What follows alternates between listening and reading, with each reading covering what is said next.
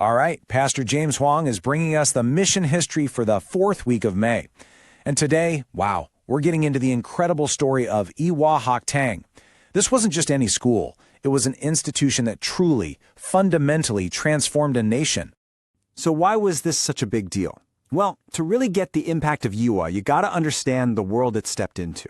We're talking about the Joseon dynasty, right? A society totally shaped by centuries of Confucian tradition.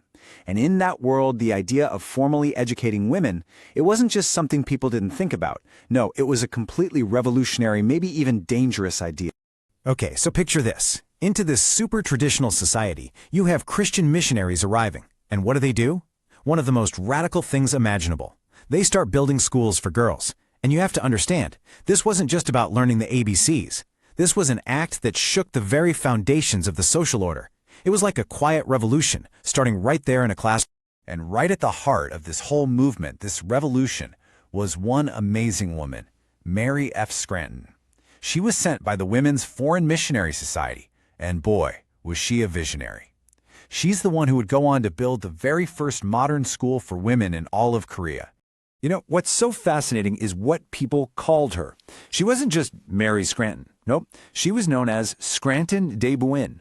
That word de, it means great or elder. It was a title of huge respect, basically identifying her as the mother of William Scranton, another really important missionary who founded Songdong Church. So that title alone tells you just how highly regarded she was in the community.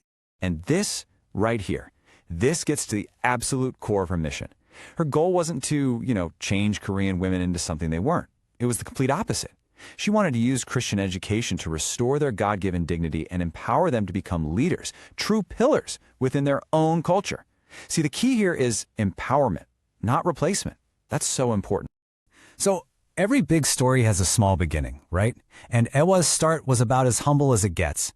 But what's amazing is how quickly it went from this tiny, maybe even uncertain idea to getting the highest stamp of approval you could possibly imagine. A name and an official plaque directly from the king. I mean, just let this sink in for a second. 1.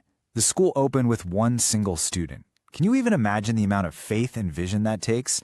To start a whole school, a whole movement, based on just one person showing up, it's just an unbelievable testament to Mary Scranton's commitment. So let's look at the timeline. You've got these two crucial dates. In 1886, the school is founded. But then, just 1 year later, in 1887, something huge happens. King Gojong himself gives the school an official name and a royal plaque. And listen, this was way more than just a nice pat on the back. This made Ewha Haktang the very first officially recognized modern school for girls in Korean history. It gave them legitimacy. It was a game changer. And the name the king chose, it's just so beautiful. Ewha Haktang. It means Pear Blossom School.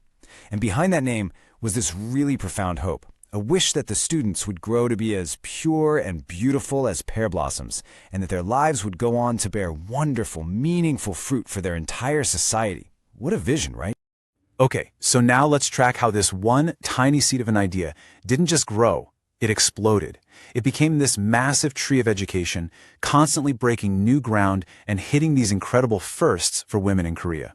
I mean, just look at the ambition here. They weren't content to just stay a small school. By 1904, boom, a middle school course. 4 years later, 1908, they've got a high school course. And then comes the giant leap. In 1910, they establish a full 4-year university course. This just shows you, right from the get-go, they were serious about providing the absolute highest level of education for women.